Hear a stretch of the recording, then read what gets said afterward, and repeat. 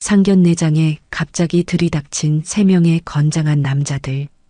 그 모습을 보고 예비 며느리의 얼굴이 창백하게 변하는 순간 저는 무언가 끔찍한 일이 벌어질 거라는 걸 직감했습니다. 어렵게 얻은 아들이 평생 처음으로 진지하게 사랑한다며 데려온 여자. 처음부터 뭔가 이상했지만 아들과 남편이 그토록 좋아하는 모습에 제 의심을 숨겼습니다. 그런데 단 몇 개월 사이 제가 그토록 두려워하던 순간이 현실이 되었습니다. 상견례 자리에서 파혼을 선언할 수밖에 없었던 그날의 이야기를 들려드리겠습니다. 저는 김영숙, 올해 70이 조금 넘었습니다. 평범한 가정주부로 살아왔습니다. 26에 결혼해 남편 정철과 함께 가정을 꾸렸지만 아이가 쉽게 생기지 않았습니다. 병원도 찾아가고 민간요법도 써보고 온갖 정성을 다했지만 아이 소식은 없었습니다.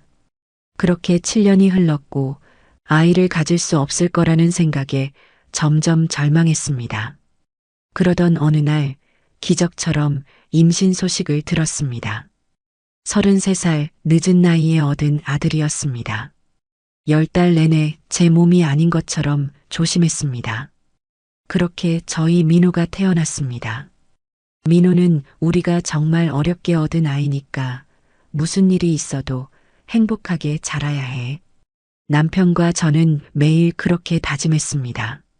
남편 정철은 중소기업에서 부장으로 일하며 가정을 책임졌습니다. 온화하고 듬직한 사람이었지만 아들을 얻고 나서는 더 부드러워졌습니다. 퇴근 후에는 항상 민호를 안고 집안을 걸어 다녔습니다. 우리 아들, 우리 보물. 그렇게 아들을 사랑으로 채웠습니다. 아들은 어느새 어른이 되어 대기업 차장으로 일하는 멋진 남자가 되었습니다. 민호는 대기업에 취직 후 단 한 번도 큰 돈을 함부로 쓰지 않았습니다. 어머니, 제 월급 통장은 어머니한테 드릴게요. 필요한 것 있으면 제 통장에서 편하게 쓰세요.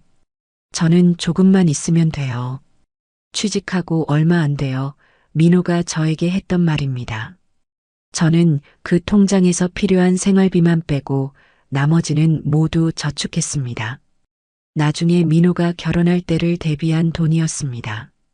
덕분에 민호는 또래보다 일찍 서울 시내에 작은 아파트도 마련했고 노후 자금도 꾸준히 모았습니다. 그렇게 제 아들은 결혼할 준비를 착실하게 해놓고 있었지만 연애를 잘하진 못했습니다. 몇 번 소개팅을 했지만 모두 첫 만남 이후로 이어지지 않았습니다. 민호는 늘 아직 때가 아닌가 봐요라고 말했지만 저는 마음이 조급했습니다. 유일한 아들이 결혼해서 행복한 가정을 이루는 모습을 보고 싶었으니까요. 그러던 어느 날 민호가 퇴근 후 평소보다 들뜬 표정으로 집에 들어왔습니다. 어머니, 좋은 소식이 있어요. 제가 정말 마음에 드는 사람을 만났어요. 처음으로 민호의 얼굴에서 설렘이 보였습니다. 의료기기 회사에서 일하는 박지연이라는 이름의 여성이었습니다. 정말? 그래. 어떤 사람인데? 저도 덩달아 설렜습니다. 드디어 우리 아들이 누군가를 진심으로 좋아하게 된 것 같았으니까요. 정말 착하고 예쁘고 똑똑해요. 간호학과를 나와서 지금은 의료기기 회사에서 일하고 있어요. 곧 소개시켜 드릴게요. 그렇게 한 달 후 민호는 박지연을 우리 집에 데려왔습니다. 저녁을 함께 먹기로 한 날 저는 아침부터 준비했습니다. 민호가 좋아하는 그리고 예비 며느리가 될지도 모르는 사람이 좋아할 만한 음식들로 상을 가득 채웠습니다. 처음 마주한 박지연은 단정한 차림새에 밝은 미소를 지닌 젊은 여성이었습니다. 민호보다 5살 어렸지만 말투나 행동이 상당히 차분했습니다. 안녕하세요, 어머님. 민호 오빠한테 정말 많은 얘기 들었어요. 처음 뵙게 되어 영광입니다. 지연은 공손하게 인사했고 정성스럽게 포장된 선물까지 건넸습니다. 제가 좋아할 만한 한방 화장품 세트였습니다. 남편도 처음 보는 아들의 여자친구에게 호의적이었습니다. 우리 아들보다 훨씬 좋은 여자구먼. 저녁 식사 중에는 지연의 직장 이야기, 가족 이야기, 그리고 민호와 어떻게 만났는지에 대한 이야기가 오갔습니다. 지연은 서울의 유명 대학교 간호학과를 나와서 병원에서 일하다가 지금은 의료기기 회사로 옮겼다고 했습니다. 대화는 부드럽게 흘러갔지만 저는 설명할 수 없는 위화감을 느꼈습니다. 웃는 얼굴 뒤에 무언가 숨겨진 느낌, 말투에서 느껴지는 미묘한 불일치, 눈빛에서 느껴지는 어떤 계산적인 기운. 그 모든 것을 구체적으로 설명할 수는 없었지만 어머니의 본능이었을까요? 뭔가 마음에 걸렸습니다. 하지만 아들과 남편은 전혀 그런 느낌을 받지 못한 듯 했습니다. 오히려 민호는 지연이 자리를 비운 사이 제게 속삭였습니다. 어머니, 어때요? 정말 좋은 사람이죠? 너무나 행복해 보이는 아들의 표정에 저는 제 의심을 말하지 못했습니다. 그저 미소로 답했습니다. 그래, 좋은 사람 같구나. 그날 이후로 지연은 자주 우리 집에 놀러 왔습니다. 점점 가족처럼 편안해졌고 특히 남편은 지연을 무척 아꼈습니다. 식사 자리에서는 항상 지연의 이야기에 웃음을 터뜨리고 심지어는 우리 지연이가라며 친딸처럼 대했습니다. 민호도 확실히 달라졌습니다. 항상 검소하고 계획적이던 아이가 지연을 위해 선물을 사고 고급 레스토랑에 데이트를 나갔습니다. 처음에는 그저 연애를 시작해서 그런가 보다 했지만 시간이 지날수록 민호의 소비 패턴이 급격히 바뀌는 것이 느껴졌습니다.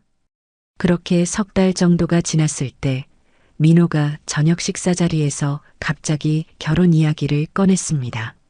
어머니, 아버지, 저 지연이와 결혼하고 싶어요. 남편은 바로 환호했습니다. 오, 그래. 정말 잘된 일이구만. 저는 조금 놀랐습니다. 만난 지 석 달 만에 결혼 이야기라니. 평소 신중하던 민호가 너무 서두르는 것 같았습니다. 하지만 아들의 기쁜 표정에 제 생각을 말하기가 망설여졌습니다. 어머니는 어떻게 생각하세요? 민호의 물음에 저는 잠시 망설였습니다. 글쎄, 너희가 만난 지 얼마 안 됐잖니. 조금 더 시간을 두고 서로를 알아가는 건 어떨까? 그 말에 민호의 표정이 약간 굳었습니다. 저희는 충분히 서로를 알아갔어요. 어머니도 지연이를 더 알게 되면 저처럼 좋아하실 거예요. 남편은 아들의 편을 들었습니다. 당신도 참 애들이 서로 좋다는데 뭘 더 알아봐. 나이도 적지 않은데 빨리 결혼하는 게 좋지. 그날 밤 침대에 누워 생각했습니다. 너무 빠른 결혼 이야기, 그리고 계속해서 느껴지는 지연에 대한 미묘한 불신. 하지만 제 아들이 행복해하는 모습에 제 의심은 점점 뒤로 물러났습니다. 그렇게 저는 그 미묘한 위화감을 마음 깊숙이 감추었습니다. 늦둥이 외아들이 마침내 인생의 반려자를 찾았다는 기쁨이 그 어떤 의심보다 컸으니까요. 그렇게 결혼 준비가 시작되었고 우리 가족은 모두 들떠 있었습니다. 그때는 몰랐습니다. 제 직감이 얼마나 정확했는지, 그리고 그 의심을 무시한 대가가 얼마나 클지, 그리고 그 모든 것이 얼마나 빨리 드러나게 될지 말이죠. 어느 날이었습니다. 그날도 지연이가 우리 집에 와서 저녁을 함께 먹기로 했습니다. 지연이는 항상 그랬듯이 단정한 차림으로 도착했습니다. 음식을 준비하는 내내 곁에서 도와주겠다며 부엌에 함께 있었습니다. 그렇게 둘이 있는 시간, 자연스럽게 대화가 이어졌습니다. 대학에서 간호학을 전공했다고 했었지? 네, 어머님. 간호학과를 나왔어요. 서울대였던가? 참 대단하구나. 지연은 잠시 손을 멈추더니 미소를 지었습니다. 아, 연세대였어요, 어머님. 순간 제 귀가 의심스러웠습니다. 분명 처음 만났을 때 서울대라고 했던 것 같은데. 하지만 확신이 없었습니다. 나이가 들어 기억력이 떨어진 걸까? 아니면 정말 내가 잘못 들은 걸까? 그래, 내가 서울대라고 들었던 것 같은데. 지연은 잠시 당황했지만 자연스럽게 웃으며 대답했습니다. 아니에요, 어머님. 연세대였어요. 혹시 민호 오빠가 서울대라고 잘못 전했나 보네요. 그 말에 그냥 넘어갔지만 마음 한구석이 불편했습니다. 그래도 굳이 그 자리에서 더 캐묻고 싶지는 않았습니다. 저녁 식사 시간 남편과 민호까지 모두 모인 자리에서 대화가 꽃피었습니다. 학창 시절 이야기가 나오자 민호가 지연에게 물었습니다. 지연이는 대학 때 동아리 활동도 많이 했었어? 지연은 웃으며 대답했습니다. 그럼요. 연세대 간호학과가 동아리 활동도 활발했거든요. 저는 의료봉사 동아리에서 활동했어요. 그 말을 듣자마자 저는 민호에게 시선을 돌렸습니다. 식사 후 민호가 설거지를 도와주는 동안 저는 조심스레 물었습니다. 민호야, 지연 씨가 서울대 나왔다고 했었는데 오늘은 연세대라고 하네? 민호는 물을 틀며 대답했습니다. 엄마가 잘못 들으신 거예요. 지연이는 처음부터 연세대라고 했어요. 그래, 내가 확실히 서울대라고 들었던 것 같은데. 어머니, 요즘 좀 피곤하신가 봐요. 지연이는 분명히 연세대 간호학과 출신이라고 했어요. 제가 소개할 때도 그렇게 말했고요. 민호의 말투에는 약간의 짜증이 묻어 있었습니다. 저는 더 이상 말을 꺼내지 않았습니다. 하지만 그날 밤 혼자 누워 생각했습니다. 사소한 일이었지만 이 작은 불일치가 제 마음에 의심의 씨앗을 심었습니다. 그리고 그 씨앗은 점점 자라나 더 큰 의심으로 이어지게 되었습니다. 우리 아들은 참 소박하고 검소했습니다.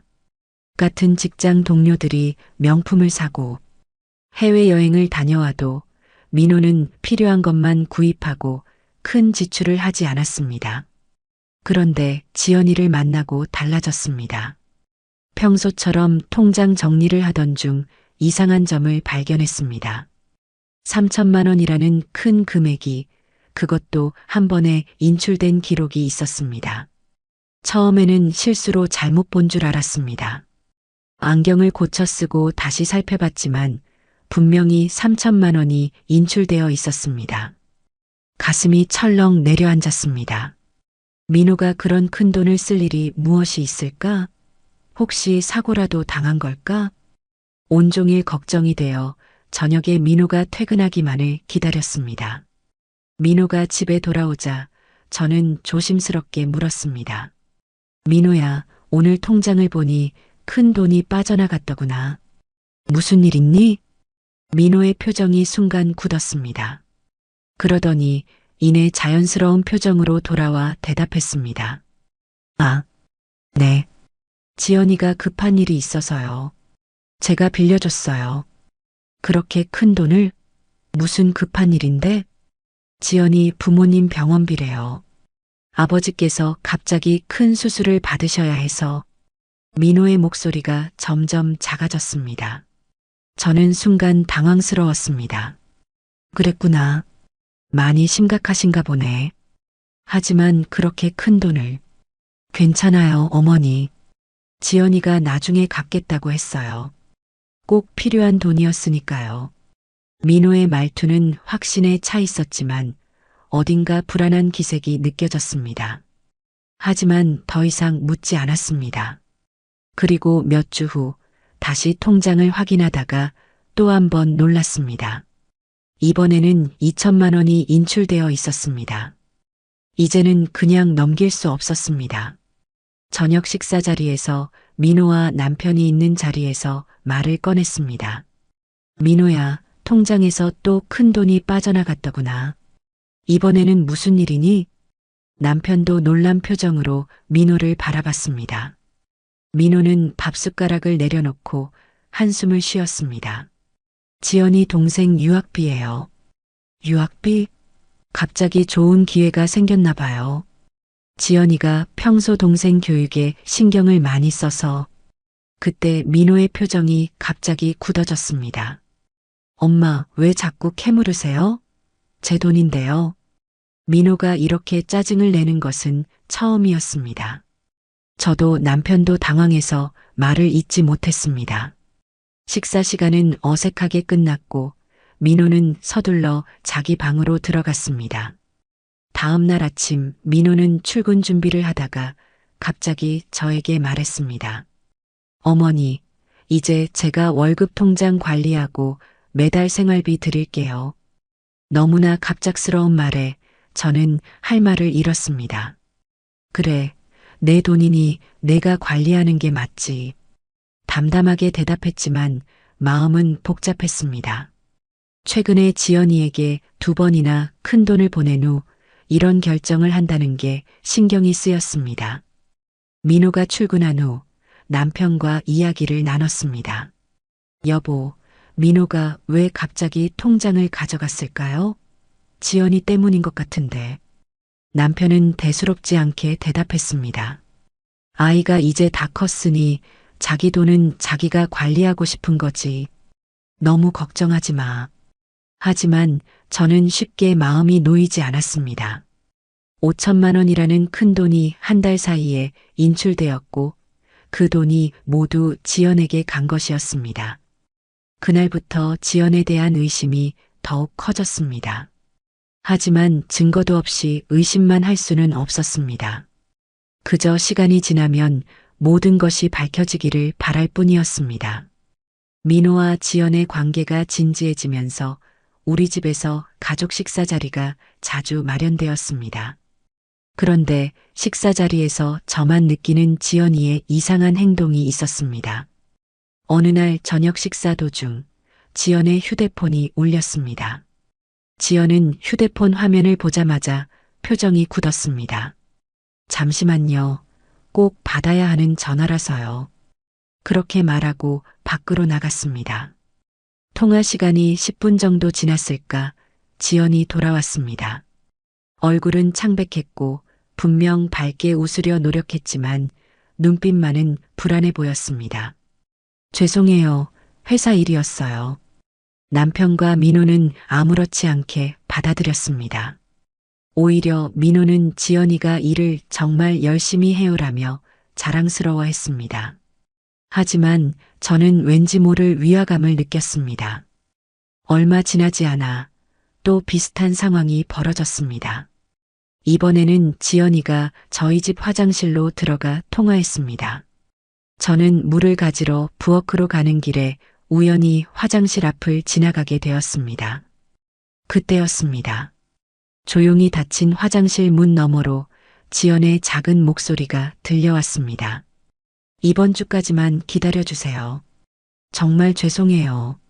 잘 들리지 않았지만 무언가 다급한 목소리였습니다.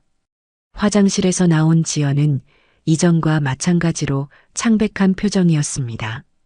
애써 웃으며 식탁으로 돌아왔지만 그 이후로는 거의 말을 하지 않았습니다. 괜찮아요? 무슨 일 있어요? 민호가 걱정스럽게 물었습니다. 아니에요. 그냥 회사 일이 좀 복잡해서 곧 해결될 거예요. 저는 그 순간 확신했습니다. 뭔가 숨기고 있다는 것을.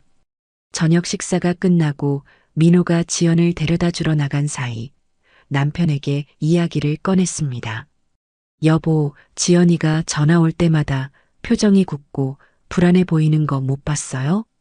남편은 고개를 저었습니다. 뭐가? 난 전혀 못 봤는데. 당신 너무 예민한 거 아니야? 아니에요. 몇 번 계속됐어요. 남편은 한숨을 쉬었습니다. 그냥 회사 일일 수도 있잖아. 자꾸 지연이를 의심하면 민호한테도 안 좋아. 남편도 민호도 눈치채지 못하는 이 상황이 답답했습니다. 그 후 여러 날을 고민했습니다.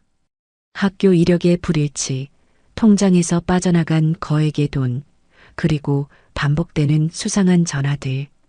이대로 넘어가기에는 너무나 많은 의심의 증거가 쌓였습니다. 밤마다 잠을 설쳤습니다.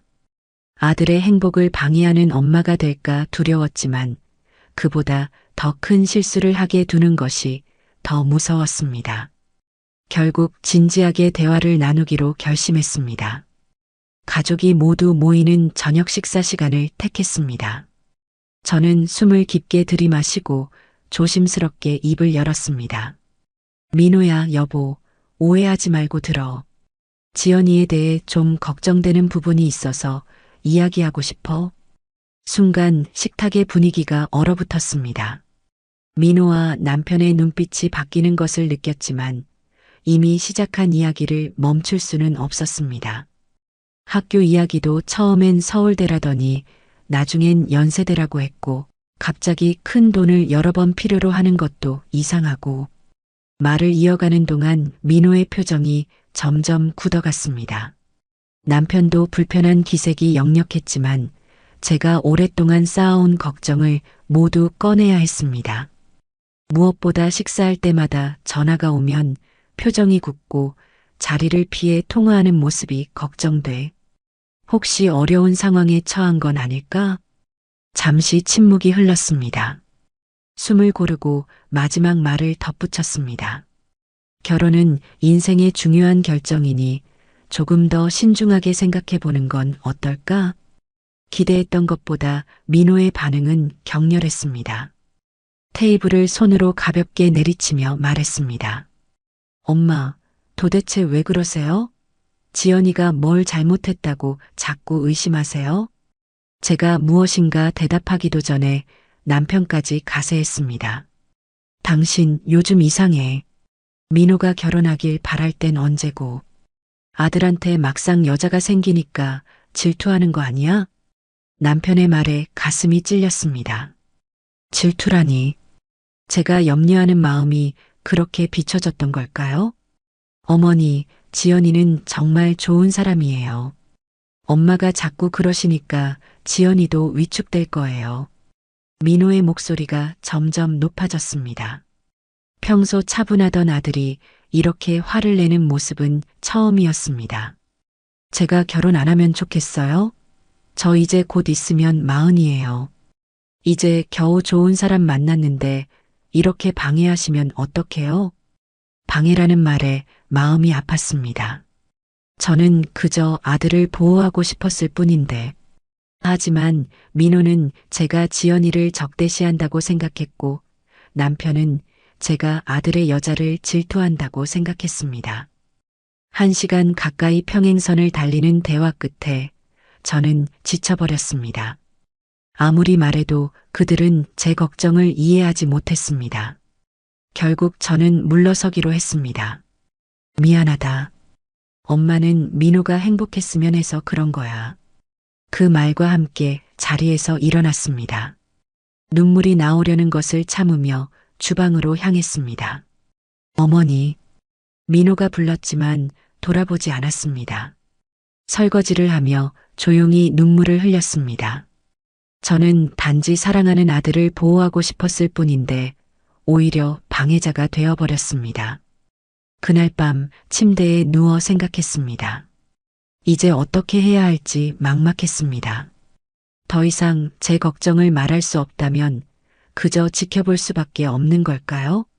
하지만 마음속 불안감은 더 커졌습니다. 예감이 좋지 않았습니다. 무언가 큰일이 일어날 것 같은 두려움이 저를 덮쳤습니다. 그 후로 저는 지연에 대한 의심을 더 이상 입 밖에 내지 않았습니다. 평소에는 민호에게 이것저것 물어보고 조언도 해주곤 했는데 이제는 대화할 때마다 말을 고르고 또 골랐습니다. 혹시라도 지연 이야기가 나올까봐 두려웠기 때문입니다. 남편과도 깊은 대화를 나누지 않게 되었습니다. 예전에는 잠자리에 들기 전 오늘 있었던 일들을 이야기하며 속마음을 나누곤 했습니다.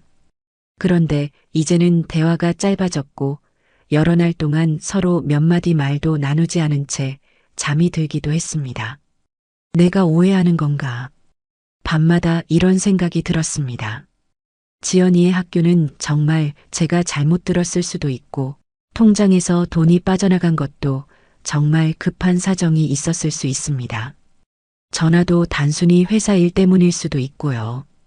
그렇게 한 달 정도가 지났을 때 민호가 갑작스러운 소식을 가지고 왔습니다.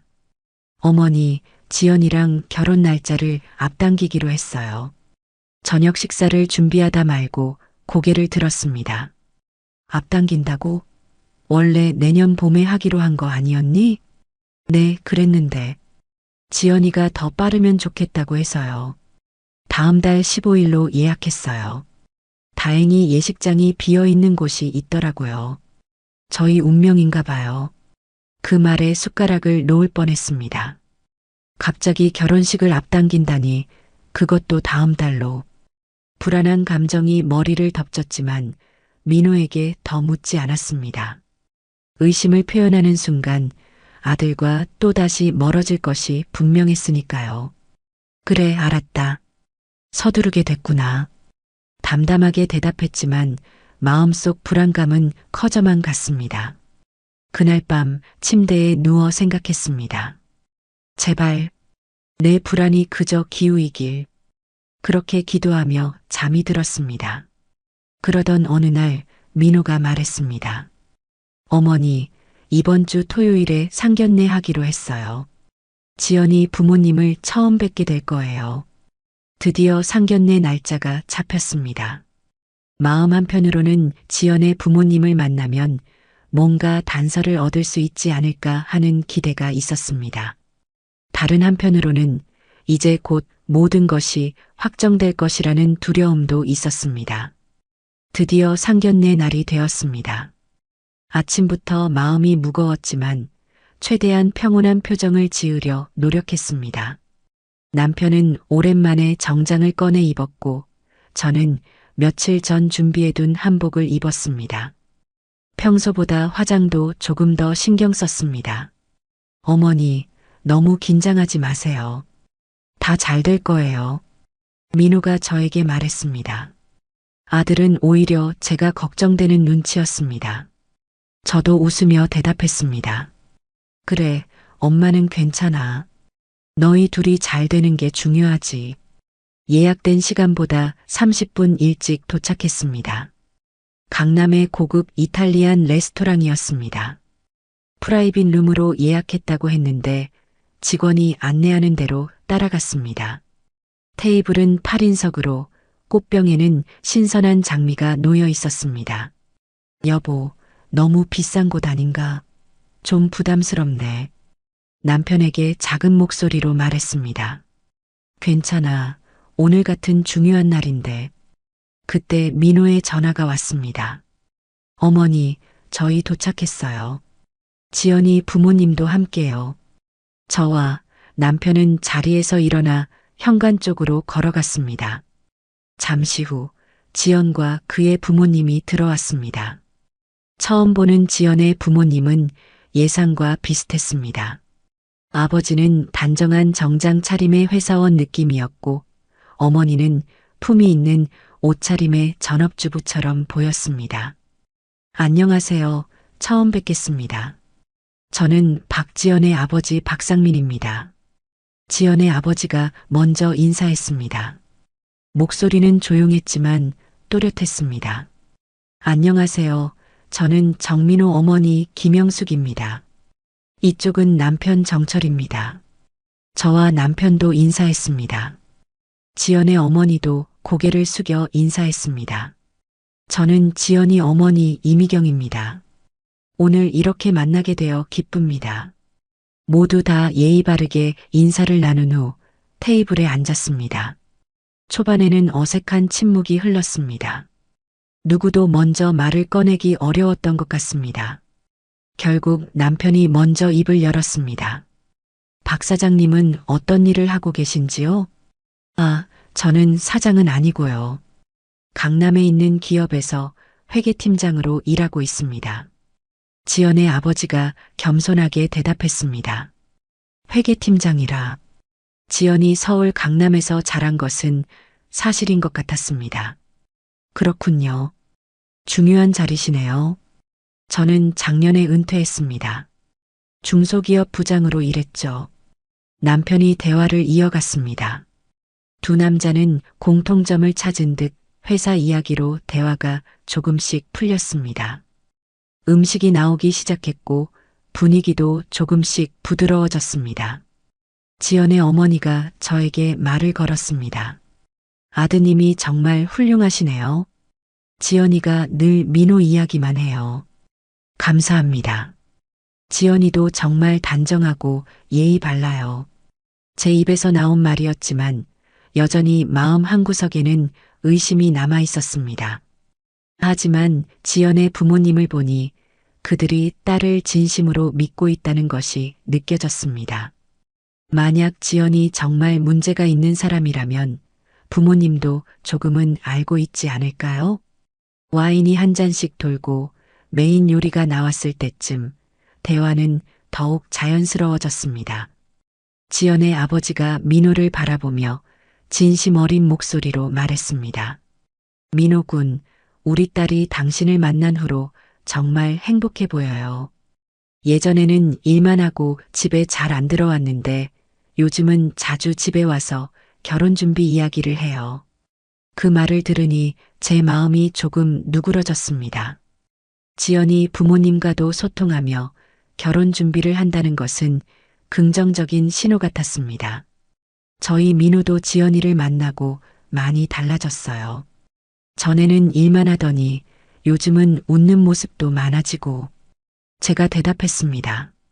비록 내심 걱정되는 부분이 있었지만 이 자리에서는 좋은 이야기만 하고 싶었습니다.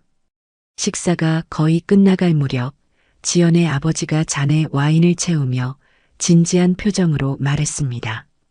두 사람이 앞으로 잘 살 수 있도록 우리도 도와줍시다. 부모로서 해줄 수 있는 건 다 해주고 싶네요. 그 말에 저도 고개를 끄덕였습니다. 처음 만났을 때의 어색함은 거의 사라지고 이제는 같은 배를 탄 동료처럼 느껴졌습니다. 그들도 자식의 행복을 바라는 부모일 뿐이었습니다. 그래요. 아이들이 행복하게 살 수 있도록 우리가 힘이 되어 줍시다. 제 마음의 경계심이 조금씩 풀어지고 있었습니다. 지연의 부모님은 진실된 모습으로 딸을 믿고 있었고 민호와 지연의 결합을 진심으로 축복하는 것 같았습니다. 어쩌면 제 의심이 정말 기우였을지도 모른다는 생각이 들었습니다. 디저트가 나왔고 모두 이야기를 나누며 웃고 있었습니다. 처음으로 마음이 편안해지는 순간이었습니다. 하지만 그 평화로운 시간은 오래가지 못했습니다. 갑자기 프라이빗 룸의 문이 열렸습니다. 레스토랑 직원인가 싶었는데 문 앞에 3명의 건장한 남자들이 서 있었습니다. 모두 검은색 정장을 입고 있었지만 그들의 눈빛과 태도에서 레스토랑 직원이 아니라는 것을 즉시 알 수 있었습니다. 순간적으로 식탁의 모든 대화가 멈췄습니다. 남자들은 우리 테이블을 훑어보다가 지연에게 시선을 고정했습니다. 박지연 씨, 거기 계셨군요. 잠깐 얘기 좀 하시죠. 맨 앞에 선 남자가 지연을 향해 말했습니다. 그 순간 지연의 얼굴이 창백하게 변했습니다. 마치 모든 피가 빠져나간 것처럼 하얗게 질려버렸습니다. 손에 든 디저트 포크가 떨어질 듯 흔들렸습니다. 지연의 부모님은 당황한 표정으로 딸을 바라봤고 민호와 제 남편은 거의 동시에 자리에서 일어났습니다. 누구세요? 여기가 어디라고 이러시는 거예요? 민호가 단호한 목소리로 물었습니다. 남편도 옆에서 같은 표정으로 남자들을 노려봤습니다. 이곳은 가족 모임 자리인데 무례하게 들어오시면 안 됩니다. 나가주시겠어요? 남편이 말했습니다. 하지만 남자들은 물러서지 않았습니다. 오히려 맨 앞에 남자가 한 발짝 더 다가섰습니다. 당신들은 빠지세요. 우리는 박지연하고만 할 얘기가 있으니까 방해하면 안 좋을 겁니다. 그 목소리에 담긴 위협이 신뢰를 가득 채웠습니다. 그리고 그때 뒤에 있던 두 번째 남자가 소근거리듯 말했습니다. 이런 사기꾼이랑 결혼하려고? 오히려 이 자리를 방해한 우리한테 고마워해야 할 걸. 순간 테이블의 모든 사람들이 얼어붙었습니다. 사기꾼이라니? 제 머릿속에서 그동안의 의심들이 한꺼번에 밀려왔습니다.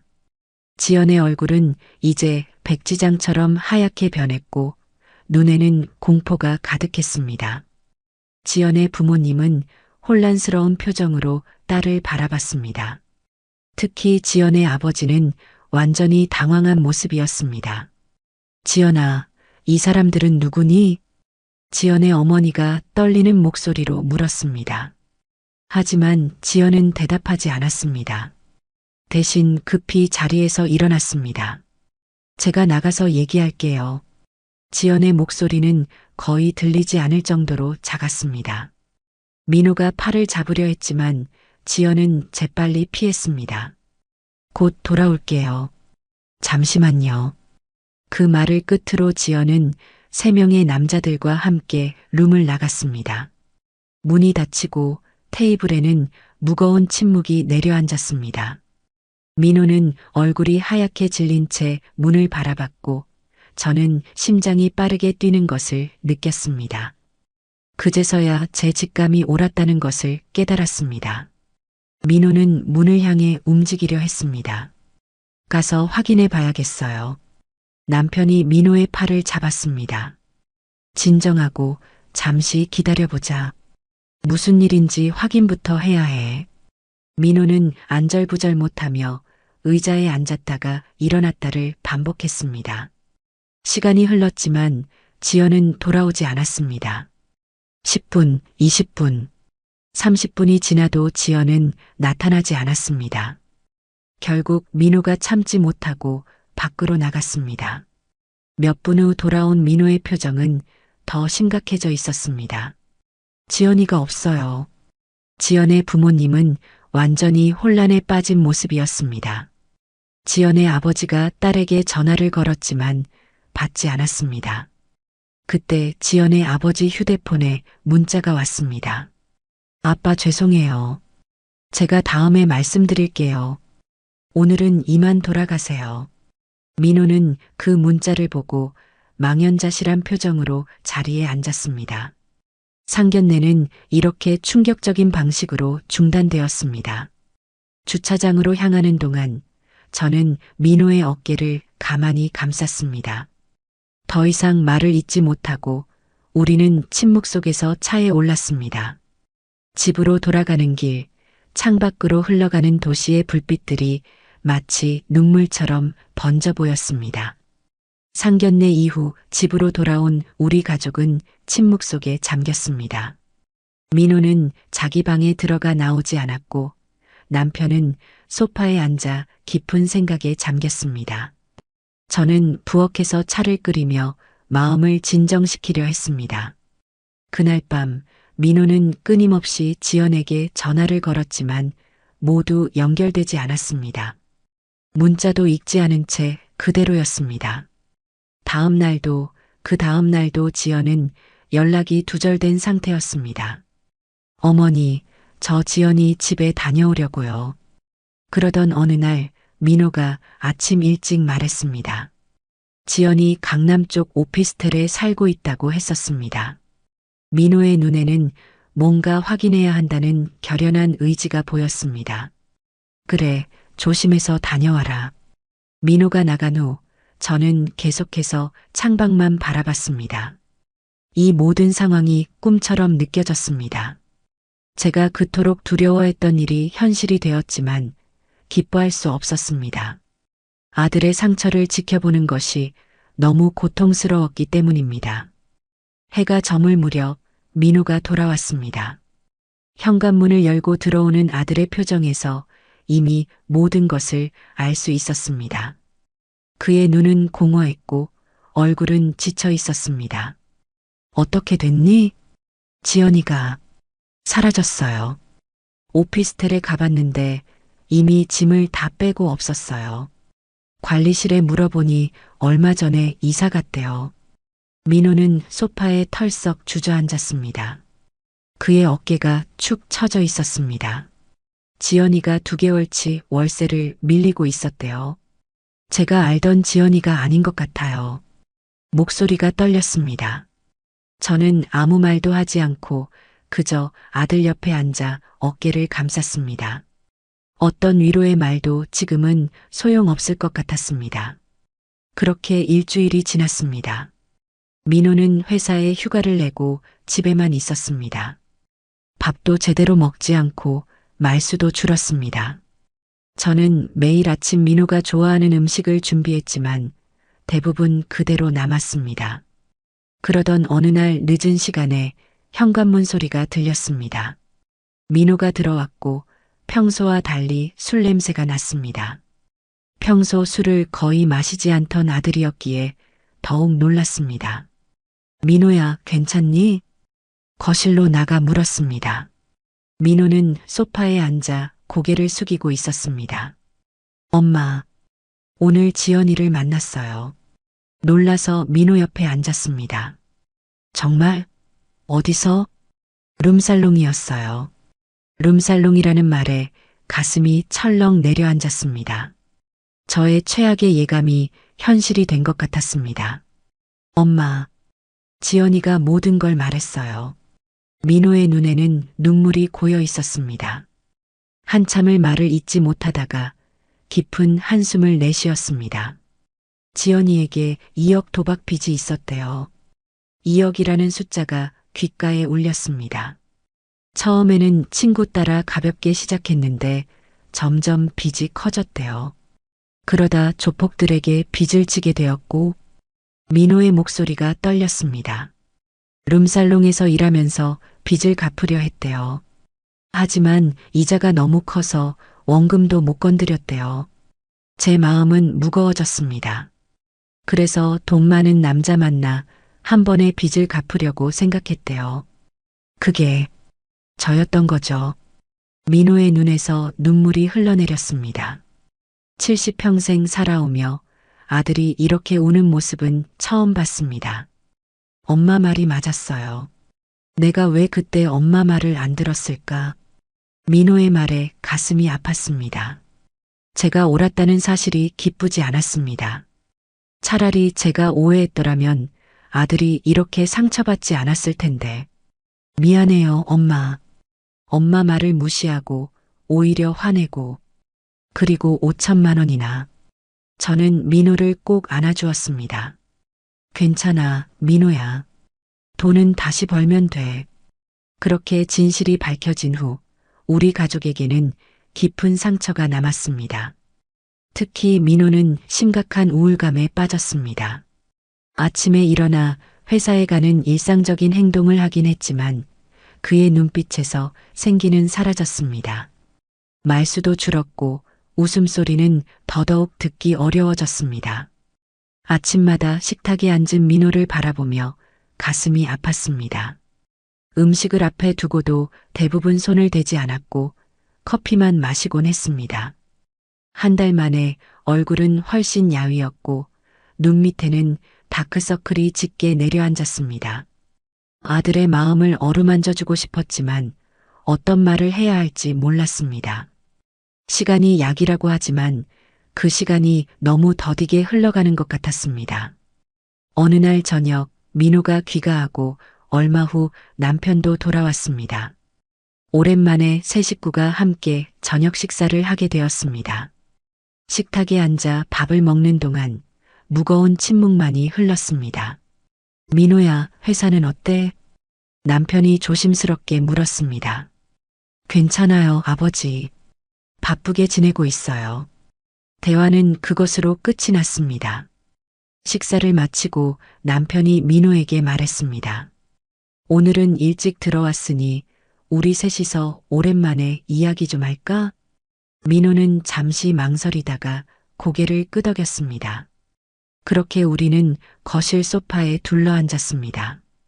누구도 먼저 말을 꺼내지 못했습니다. 민호야.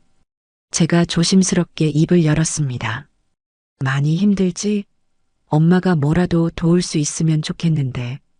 민호는 고개를 숙인 채 말이 없었습니다. 그때 남편이 갑자기 깊은 한숨을 내쉬었습니다. 여보, 미안해. 당신 말을 들어봤어야 하는데. 남편의 목소리가 떨렸습니다. 70이 넘은 남자가 이렇게 감정을 드러내는 모습은 처음이었습니다. 당신 직감이 옳았는데 오히려 당신한테 질투한다고 말하고 정말 미안해. 제 손을 꼭 잡으며 남편이 말했습니다. 저는 그저 고개를 끄덕였습니다. 이제 와서 누구를 탓하고 싶지 않았습니다. 아버지, 그건 아버지 잘못이 아니에요. 민호가 말했습니다.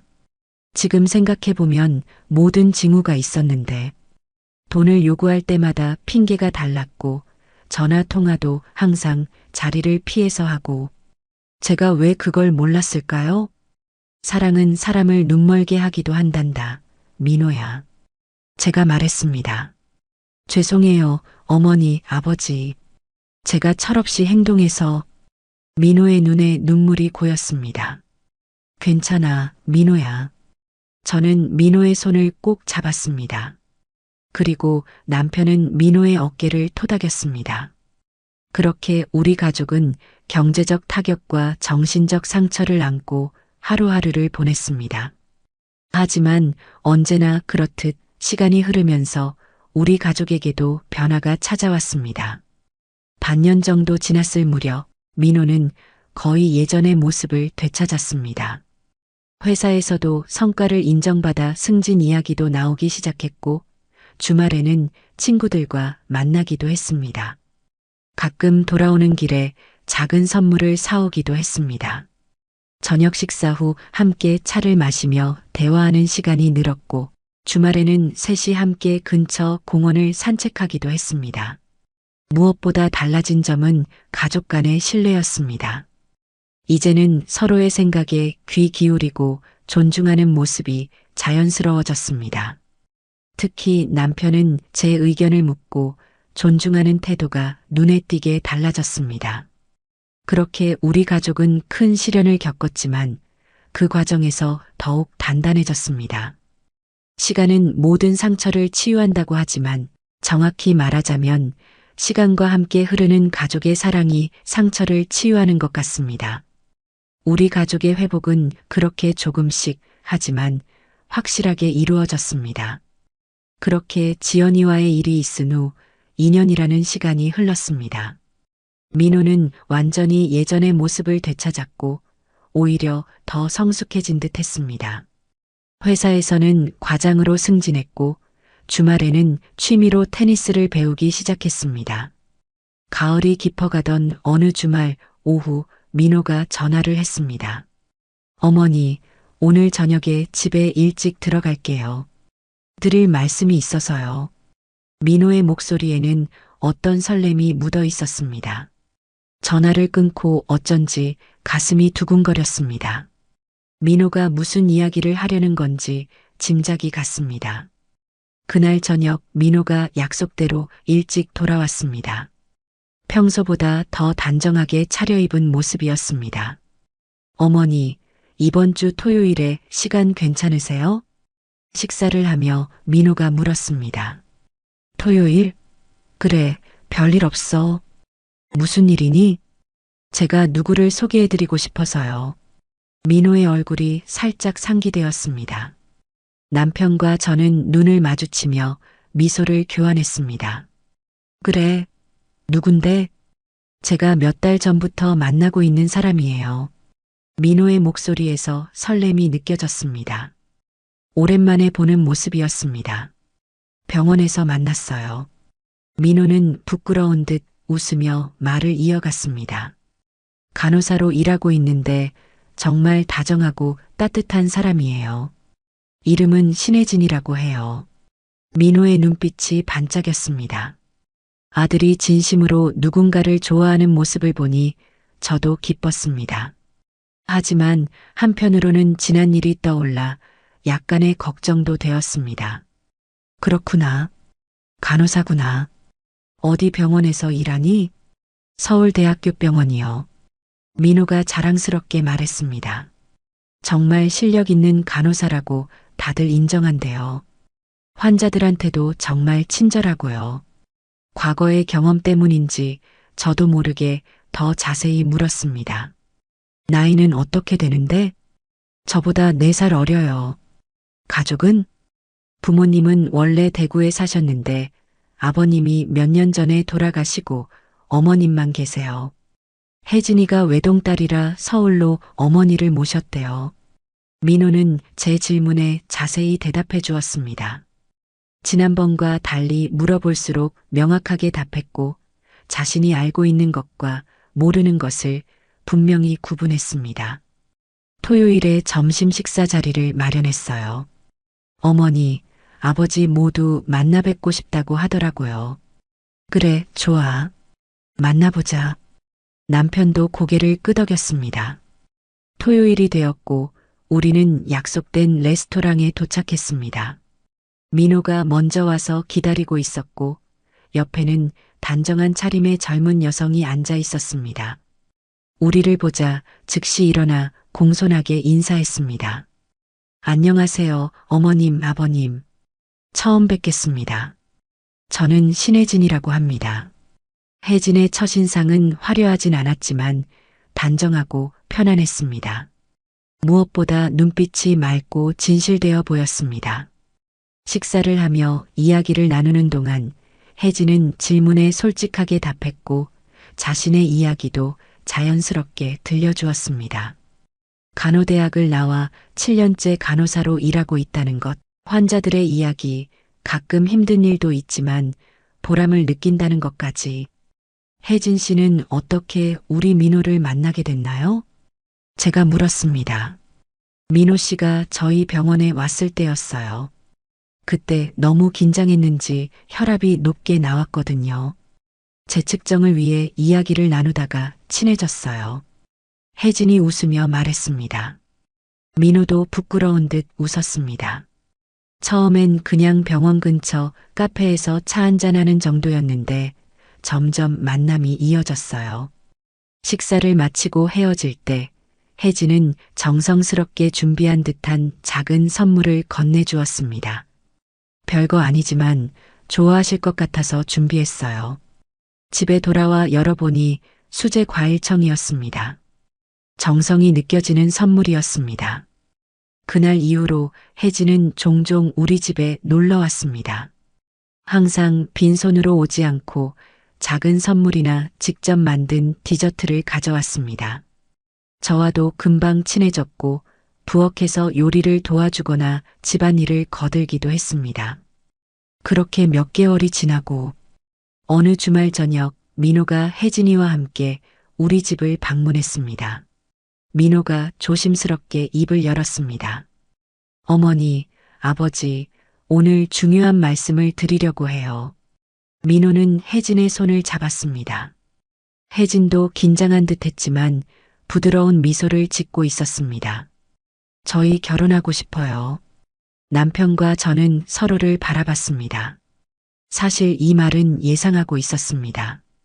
축하한다, 민호야. 남편이 먼저 축하의 말을 건넸습니다. 저는 잠시 혜진을 바라봤습니다. 이전과는 다른 느낌이었습니다. 혜진의 눈빛에서 진실함과 따뜻함이 느껴졌습니다. 축하한다, 민호야, 혜진아. 기쁨의 눈물이 제 눈가에 맺혔습니다. 이번에는 진짜 행복이 우리 아들에게 찾아온 것 같았습니다. 하지만 기쁨도 잠시, 그때의 상처가 다 아물었다고 생각한 건 저의 착각이었을까요? 결혼 얘기가 나온 후 저는 참을 수 없는 불안감에 사로잡혔습니다. 밤에 잠을 이루지 못하고 뒤척이다가 남편이 깨어났습니다. 왜 그래? 잠이 안 오나? 그냥 좀 생각할 게 있어서요. 혹시 민호와 혜진이 때문인가? 남편은 저를 잘 알고 있었습니다. 네. 이번에는 정말 괜찮은 것 같은데도 자꾸 불안해요. 예전 일 때문에. 이해해. 하지만 이번에는 달라 보이잖아. 혜진이는 정말 괜찮은 아이 같아. 그래요. 저도 그렇게 느끼는데. 잘 모르겠어요. 제가 왜 이러는지. 다음 날 저는 큰 결심을 했습니다. 서울대학교 병원을 직접 찾아가기로 한 것입니다. 혜진이 정말 그곳에서 간호사로 일하는지, 그리고 어떤 사람인지 직접 확인하고 싶었습니다. 아무에게도 말하지 않고 집을 나섰습니다. 오랜만에 혼자 지하철을 타고 서울대학교 병원에 도착했습니다. 큰 병원이라 어디부터 찾아야 할지 막막했습니다. 결국 1층 안내 데스크로 향했습니다. 저기, 혹시 신혜진 간호사를 아시나요? 안내 데스크의 직원이 저를 바라봤습니다. 아, 혜진 선생님이요. 지금 근무 중이실 겁니다. 5층 간호사 스테이션에서 물어보시면 될 것 같아요. 혜진이 정말 이 병원에서 일하고 있었습니다. 5층으로 올라가는 엘리베이터를 탔습니다. 마음속 불안이 조금씩 가라앉았지만 여전히 직접 확인하고 싶었습니다. 5층에 도착했습니다. 복도 끝에 간호사 스테이션이 보였고 몇 명의 간호사들이 바쁘게 움직이고 있었습니다. 멀리서 지켜보니 흰 유니폼을 입은 간호사들 중에 혜진으로 보이는 사람이 있었습니다. 그녀는 차트를 확인하며 다른 의료진과 이야기를 나누고 있었습니다. 가까이 다가가려는데 갑자기 제 앞에 민호가 나타났습니다. 어머니, 여기서 뭐 하세요? 너무 놀라 말문이 막혔습니다. 민호의 얼굴에는 당혹감이 가득했습니다. 아, 나는 그냥 말을 더듬는 사이 혜진이 발견하고 다가왔습니다. 어머님? 혜진도 놀란 표정이었습니다. 순간 너무 창피하고 부끄러워 어찌할 바를 몰랐습니다. 지나가다가 너무나 어색한 변명이었습니다. 민호의 표정이 굳어졌습니다.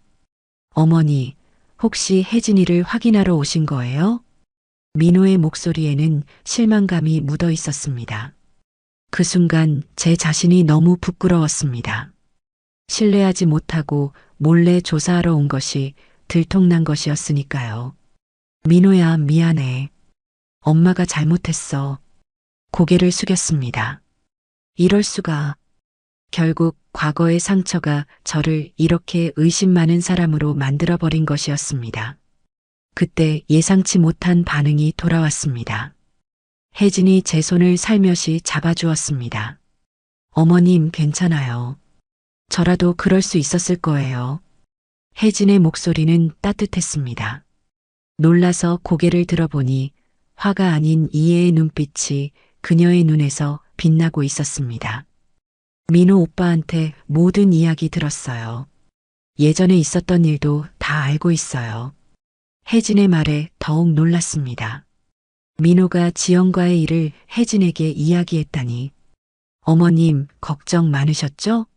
이해해요. 제가 어머님 믿음을 얻을 때까지 천천히 지켜봐 주세요. 혜진의 말에 눈시울이 뜨거워졌습니다. 이런 반응은 예상하지 못했습니다. 미안해, 혜진아. 내가 너무.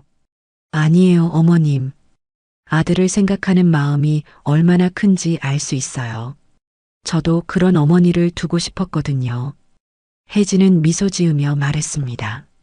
저도 처음이라 서툴지만 민호 오빠도 어머님도 행복하게 해드리고 싶어요. 시간이 좀 걸리더라도 저를 믿어주세요.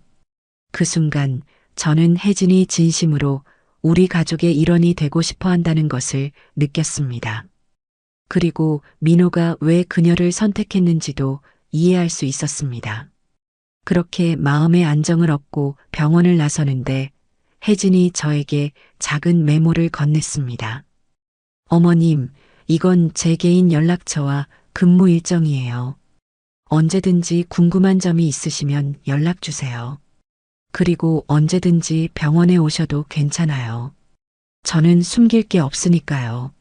메모를 받으며 혜진의 눈을 바라봤습니다. 그 눈에서 진실함과 따뜻함을 느꼈습니다. 그날 이후로 저는 혜진을 바라보는 시선이 달라졌습니다. 더 이상 의심의 눈빛이 아니라 새로운 가족으로 맞이할 준비가 되었다는 느낌이 들었습니다. 그리고 혜진이 보여준 이해심과 따뜻함은 제 마음속 얼음을 서서히 녹여주고 있었습니다. 민호와 혜진의 관계는 점점 깊어졌고 저는 혜진을 더 자주 만나게 되었습니다. 처음의 어색함은 사라지고 서로에 대한 믿음이 조금씩 쌓여갔습니다.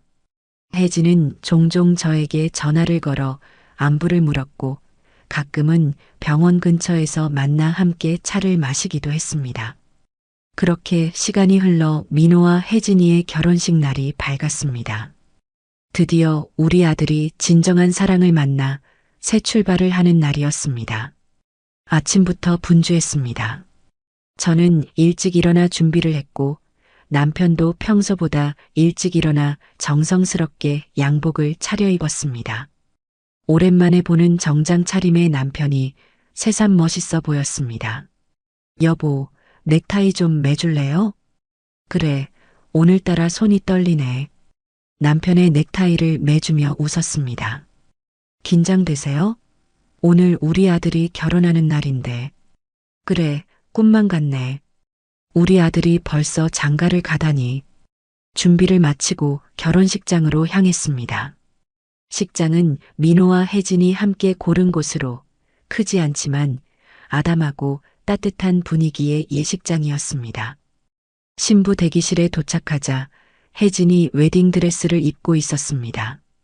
순백의 드레스를 입은 혜진은 정말 아름다웠습니다.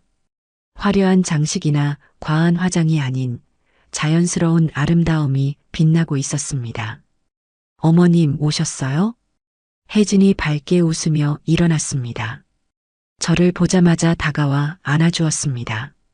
혜진아, 정말 예쁘구나. 우리 민호가 복이 많은 아이야. 감사합니다, 어머님. 저도 정말 행복해요. 혜진의 눈빛에서 설렘과 기쁨이 느껴졌습니다. 그 순간 문득 제 결혼식 날이 떠올랐습니다. 그날의 설렘과 기대, 그리고 새로운 가족을 만나는 긴장감까지. 혜진아, 잠시 이야기 좀 할까? 저는 혜진의 손을 잡고 조용한 쪽으로 자리를 옮겼습니다. 둘만의 이야기를 나누고 싶었습니다. 결혼식 전에 며느리에게 꼭 해주고 싶은 말이 있어. 혜진은 진지하게 저를 바라봤습니다. 내 인생에서 가장 큰 상처가 있었기에 지금의 이 행복이 얼마나 소중한지 더 잘 알게 되었단다. 제 목소리가 살짝 떨렸습니다. 처음에는 너를 의심했고 경계했지. 그건 내 상처 때문이었어. 하지만 내가 보여준 진심과 이해심이 그 상처를 치유해 주었어. 혜진의 눈에 눈물이 고였습니다. 어머님, 이제 내 상처는 완전히 아물었단다. 그리고 그 자리에 새로운 행복이 찾아왔어. 바로 내가 우리 가족이 된다는 행복. 제 눈에도 눈물이 맺혔습니다. 하지만 그것은 슬픔의 눈물이 아닌 깊은 감사와 행복의 눈물이었습니다. 우리 며느리라서 정말 다행이다. 혜진아, 내가 우리 민호와 평생 함께 해줘서 고마워. 말을 마치자 혜진이 저를 꼭 안았습니다. 그녀의 어깨가 살짝 떨리는 것이 느껴졌습니다. 어머님, 저도 정말 감사해요. 어머님 같은 분이 제 시어머니가 되어주셔서 저는 정말 행복한 사람이에요. 서로를 안고 있는 동안 모든 의심과 불안, 과거의 아픔이 완전히 사라지는 것 같았습니다. 그 자리에는 오직 사랑과 믿음, 그리고 새로운 시작에 대한 기대만이 남았습니다. 자, 이제 가자. 민호가 기다리고 있을 거야. 결혼식은 아름답게 진행되었습니다. 민호가 들어오는 순간 그의 얼굴에서 긴장감과 함께 행복한 미소가 빛났습니다. 혜진이가 입장할 때 모든 하객들이 감탄했습니다. 두 사람이 서로를 바라보는 눈빛에서 깊은 사랑이 느껴졌습니다. 서로의 손을 잡고 평생을 함께하겠다는 맹세를 하는 모습을 보며 저는 가슴 깊이 감사했습니다.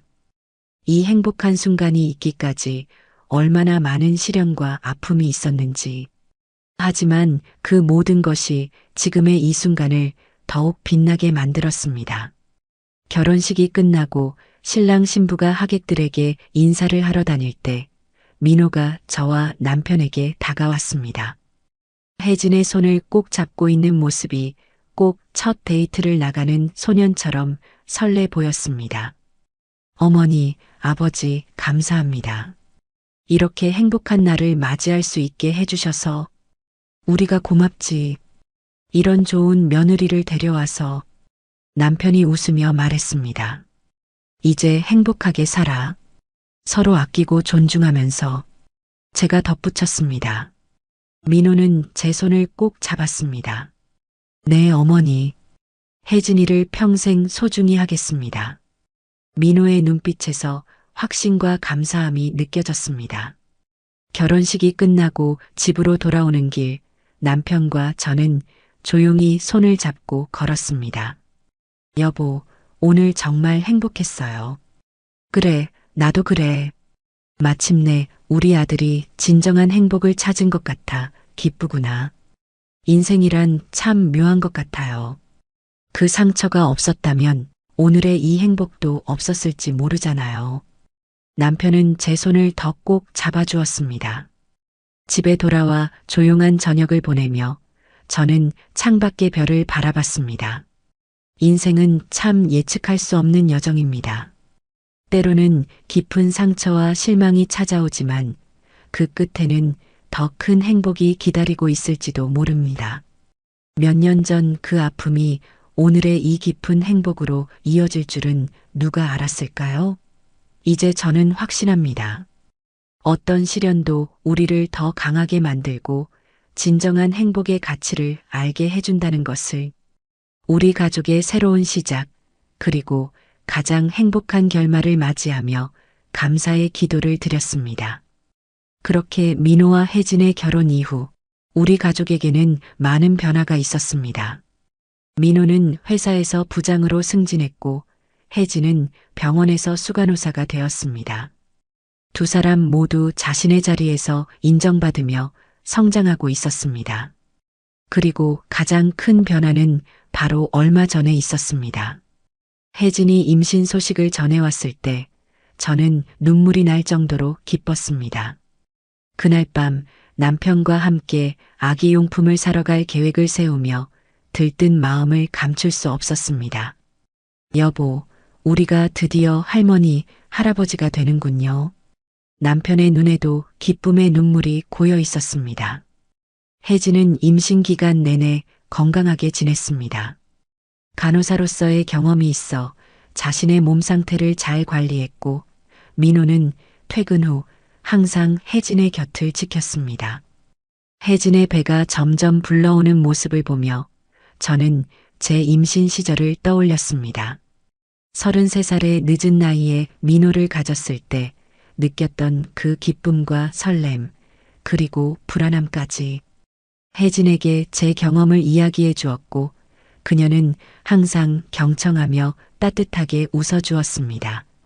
출산 예정일이 다가올수록 온 가족이 긴장하고 있었습니다. 마침내 그날이 왔습니다. 새벽 2시 민호의 다급한 전화가 왔습니다. 어머니, 혜진이가 진통이 시작됐어요. 지금 병원으로 가는 중이에요. 저와 남편은 서둘러 준비하고 병원으로 향했습니다. 병원 대기실에서 초조하게 기다리는 동안 민호는 분만실을 들락날락하며 혜진의 상태를 전해주었습니다. 조금 더 기다려야 할 것 같아요. 아직 초기 진통 단계래요. 민호의 표정은 긴장되어 있었지만 동시에 기대감으로 빛나고 있었습니다. 마침내 새벽 5시 아기의 첫 울음소리가 들려왔습니다. 의사가 나와 소식을 전했습니다. 축하합니다. 건강한 여자아이가 태어났습니다. 민호는 눈물을 흘리며 저와 남편을 안았습니다. 아버지, 어머니, 저 아빠가 됐어요. 그의 목소리는 감격으로 떨리고 있었습니다. 며칠 후 집으로 돌아온 혜진을 만났습니다. 그녀는 피곤해 보였지만 눈빛만은 행복으로 빛나고 있었습니다. 그리고 그녀의 품에 안겨 있는 작은 아기. 우리 가족의 새로운 구성원이었습니다. 어머님, 아버님, 저희 딸 보셨어요? 정말 예쁘죠? 혜진이 자랑스럽게 말했습니다. 그래, 정말 예쁘구나. 우리 혜진이 닮았어. 아기를 안아보는 순간 제 마음은 형언할 수 없는 감동으로 가득 찼습니다. 이것이 할머니가 된다는 것의 기쁨이구나. 작고 따뜻한 생명이 제 품에 안겨 있는 그 느낌은 말로 표현할 수 없이 특별했습니다. 제 인생 70년이 조금 넘는 시간 동안 많은 일들이 있었지만 지금 이 순간이 가장 행복하다고 자신 있게 말할 수 있습니다. 우리 가족의 이야기는 아직 끝나지 않았습니다. 앞으로도 많은 일들이 있겠지만 어떤 일이 있어도 우리는 서로를 믿고 의지하며 함께할 것입니다. 인생에서 가장 큰 위기가 더 큰 행복으로 이어진 것처럼 앞으로의 모든 순간도 우리에게 소중한 배움과 기쁨을 가져다 줄 것이라 믿습니다. 손녀의 작은 손을 잡으며 저는 감사의 기도를 드렸습니다. 이 모든 행복을 허락해 주심에 감사하고 우리 가족이 앞으로도 서로 사랑하며 살아갈 수 있기를 바라는 마음으로